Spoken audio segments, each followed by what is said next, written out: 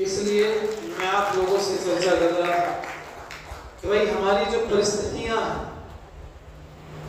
कई बार इस विषय को हमारे बीच में रखा जाता है कि अग्निहोत्र संसार का सर्वश्रेष्ठ कर्म है। और मैंने आपको समझाया कि जो हवन है ये हवा का भंडारा है, शुद्ध वायु का। कितने लोगों को लाभ मिलता है? आपका भोजन बन रहा है, कितने लोग भोजन कर पाएंगे? जितनों को निमंत्रण होगा। क्यों जी? जिसको निमंत्रण नहीं, कोई बेचारा चलता फिरता ऐसे दो चार आ सकते हैं, लेकिन आपने पानी का प्याऊ लगा दिया तो उसमें ज्यादातर लोग ऐसे हो जाते हैं जो हमारी जानकारी के नहीं होते, पी के चले जाते हैं। आपके भोजन को सब ग्रहण नहीं कर सकते। आपकी आर्य समाज में भी बहुत जीव भूखे रहेंगे। आज भोजन का भंडारा है, लेकिन क्या छिपकली आपके भोजन को ग्रहण करेगी? अरे बोलो भैया, कितनी मकड़ियां हो सकती, कितने कीड़े मकोड़े, कितने जीव और दूसरे घूम रहे होंगे, वो आपके भोजन को ग्रहण नहीं करेंगे, आपके पानी को भी ग्रहण नहीं करेंगे। लेकिन हाँ, अगर आपने हवन किया है तो वायु उस जीव तक भी पहुंचेगी या नहीं? बोलो। तो आप जब वायु का भंडारा करते हैं तो असंख्य जीवों को उसका लाभ मिलता है। एक तो ये, और दूसरा उदाहरण सुन लीजिए भैया। दूसरा क्या लाभ मिलता है अग्निहोत्र से? तो अभी हमारे बीच में आदरणीय डॉक्टर गुप्ता जी थे, मंत्री जी, उनका बहुत धन्यवाद। लेकिन एक बात बताना भाई मुझे, भाई दो भाइयों का बंटवारा आपस में नहीं हो रहा है, तीसरे को बुलाना पड़ा है, तो बंटवारा छोटा है या बड़ा है? जोर से बोलो। मैं एक बार भी बैठा ऐसे? बोलो। नहीं बैठा? सीधे बैठो बेटे, शाबाश, बहुत बढ़िया। कमर सीधी करो, नहीं तो इसका तीर कमान बन जाएगा। हाँ, अब बताओ मुझे क्या पूछा मैंने? अरे दो भाइयों के झगड़े में उनका बंटवारा उनसे नहीं हो रहा है, तीसरे को आना पड़ रहा है, किसी सरपंच वगैरह को, तो बंटवारा छोटा है या बड़ा है? हाँ, अच्छा सरपंच साहब से बात नहीं बनी, विधायक को आना पड़े तो बंटवारा और बड़ा है। क्यों जी? अगर सांसद को आना पड़े तो बंटवारा और बड़ा है, और सैनी साहब मुख्यमंत्री जी को आना पड़े तो बंटवारा और बड़ा है, और प्रधानमंत्री जी को आना पड़े तो बंटवारा और बड़ा। पता चला बंटवारे में जो व्यक्ति इंटरफेयर कर रहा है उससे पता चला बंटवारा छोटा है बड़ा है। लेकिन आप एक बात सुनना, बंटवारा बड़ा है, काम बड़ा, इसका पता बड़े से चला। अब आप समझना, जब आपने हवन किया तो हवन का बंटवारा क्या शास्त्री जी ने और आपने मिलकर के कर लिया? नहीं किया। क्या उसका बंटवारा सरपंच कर सकते हैं? क्या विधायक, सांसद या मुख्यमंत्री कर सकते हैं? क्या आपके हवन का बंटवारा प्रधानमंत्री जी कर सकते हैं? नहीं कर सकते। आप जब हवन करते हो ना, तो आपके हवन का बंटवारा अपने हाथ से परमात्मा करता है, और जिस काम का बंटवारा परमात्मा करता हो उससे बड़ा और कोई काम दुनिया में नहीं हो सकता। आपने हवन किया, ईश्वर का इंटरफेयर हो गया। परमात्मा ने किसके हिस्से में कहां कहा कितना लाभ उन्हें मिलना चाहिए, परमात्मा ने दे दिया। इसलिए मैं आप लोगों से निवेदन करूंगा कि अग्निहोत्र की परंपरा हमारी करोड़ों वर्ष पुरानी है। देखो, महाराज दशरथ के पास जब रामचंद्र जी को लेने गए ना विश्वामित्र ऋषि, तो उन्होंने राक्षसों से लड़ने की बात नहीं कही। अगर आप वो पहला वाक्य पढ़ोगे तो आपको पता चलेगा, मेरे पास लगभग 35 पुस्तकें हैं रामचंद्र जी के ऊपर लिखी, अनेकों लोगों ने। जब पढ़ते हैं तो पहला शब्द, पहला सेंटेंस, वाक्य यही था, विश्वामित्र ऋषि ने ये कहा कि मैं यज्ञ की रक्षा के लिए रामचंद्र जी को ले जाना चाहता हूँ, क्योंकि राक्षस यज्ञ नहीं करने देते। और उनको भी पता था कि महाराज दशरथ यज्ञ के नाम पर मना नहीं करेंगे। क्यों नहीं करेंगे? उनको लग रहा था क्योंकि राजा दशरथ के जो 4 संतान उत्पन्न हुई वो अग्निहोत्र से ही तो हुई थी, मतलब हवन कुंड में से कोई निकल करके नहीं आया। और रोमपाद नाम के उनके एक मित्र थे जिनकी बेटी का नाम था विशालाक्षा शांता। उस विशालाक्षा शांता का विवाह श्रृंगी ऋषि के साथ में हुआ, आप जानते हैं। और जब महाराज दशरथ, वशिष्ठ मुनि और बहुत सारे लोगों को लेकर के श्रृंगी ऋषि के आश्रम में गए, तो राजा दशरथ के जो मित्र थे रोमपाद, वो आश्रम में थे उस समय पर। उन्होंने पूछा आप क्यों आए यहाँ पर? तो उन्होंने बताया कि भाई मेरे यहाँ संतान नहीं है, और इस समय पर पुत्रेष्ठ यज्ञ कराने में कोई व्यक्ति निपुण है तो ये है आपके दामाद। तो उन्होंने अपने दामाद से निवेदन किया, भाई दशरथ हमारे मित्र हैं, तो आप इनकी बात को स्वीकार कर लेना, इनकी विनती को। ससुर ने भी बोला, तब दामाद जो श्रृंगी ऋषि थे उन्होंने कहा ठीक है।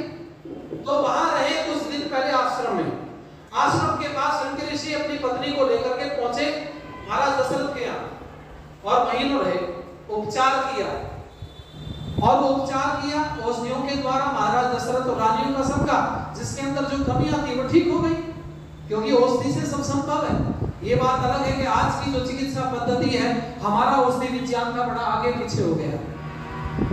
लेकिन उन्होंने क्या काम किया फिर, जब अंत में उनको लगा कि भाई अब ठीक है, उपचार हो चुका है, तब सबसे अंत में उन्होंने यज्ञ की अग्नि के अंदर स्वर्ण के पात्र में खीर बनाई और उस खीर को दिया। महाराज दशरथ को कहा अपनी रानियों को बांट दीजिए। सबसे पहले कहाँ गए? कौशल्या के पास, सबसे बड़ी थी। और बड़े के साथ साथ आप अगर कौशल्या के महत्व को जानना चाहते हो तो पढ़िए, आपको पता चलेगा। जब कोप भवन में महाराज दशरथ पड़े हुए हैं और कौशल्या की गोद में सर है महाराज दशरथ का, उस समय पर रोते हुए उन्होंने कुछ बातें बोली हैं, उससे आपको पता चलेगा महत्व। वहां कोप भवन में उससे ठीक पहले चर्चा आती है, कैकेयी के साथ जब संवाद किया तो कैकेयी को यह कहा, कुल कलंकिनी तेरी वजह से 6 गुण वाली स्त्री अर्थात कौशल्या का भी मैं सम्मान न कर पाया, तेरी वजह से शब्द बोले। और वो 6 गुण वाली स्त्री संसार में होना संभव नहीं, वो चर्चा का विषय नहीं। कभी फिर आएंगे तो कुछ चीजें अधूरी रहनी चाहिए, मौका मिले फिर कभी चर्चा करेंगे वो 6 गुण कौन से होते स्त्री के अंदर, जिससे वो सर्वश्रेष्ठ संसार में कहलाई जा सकती है। उस समय पर कौशल्या की गोद में सर रख करके महाराज दशरथ कहते हैं कि जैसे मातृत्व सुख प्राप्त होता है ना, एक माँ की गोद में सर रखा होता है, ऐसा सुख प्राप्त हो रहा है। वो विषय नहीं है, पर मैं इतना कहूंगा आप लोगों से, कौशल्या पर बड़ा स्नेह था महाराज का और बड़ा विश्वास करते थे, इसलिए जाते ही आधा पात्र की खीर निकाल के दे दी और जो आधी बची तब सोचा है 2 को और बांट ली ने। फिर कहाँ गए? कैकेयी के पास नहीं गए, क्योंकि कैकेयी का जो भैया था युद्धोजित शर्त लगा रखी थी कि मेरा बेटा मेरा भांजा राजा बनेगा। तो उनको भय था कि इसके घर से इससे तो पैदा होने नहीं चाहिए कोई संतान। महाराज दशरथ सोचते नहीं हो भी जाए तो चलो बाद में पीछे से इसके पास सुमित्रा के गए, चौथाई खीर बची, मतलब आधी की चुन के उसको दे दी। और जो बची ना चौथाई खीर, जब कैकेयी के पास जा रहे थे तो जाते जाते मन बदल गया और वो चौथाई की भी आधी खीर दी कैकेयी को, और जो बची उसको वापस सुमित्रा को खिलाया। महाराज दशरथ यज्ञ के प्रति समर्पित थे, तो उन्होंने कहा यज्ञ की रक्षा के लिए ले जाना चाहता हूं, बात को मैं खत्म करता हूं। उन्होंने कहा ठीक है महाराज, लेकिन मैं खुद चलूंगा। क्यों? अरे बच्चे हैं अभी तो लक्ष्मण राम, ना मुनिवर में वन में कैसे थे, ना मुनिवर में वन में कैसे भेज, वन में कैसे भेज दूं मैं, वन में कैसे भेज दूं, वन में कैसे भेज दूं मैं, वन में कैसे भेज दूं, ना मुनिवर मैं वन में कैसे भेज, अरे ना मुनिवर मैं वन में कैसे।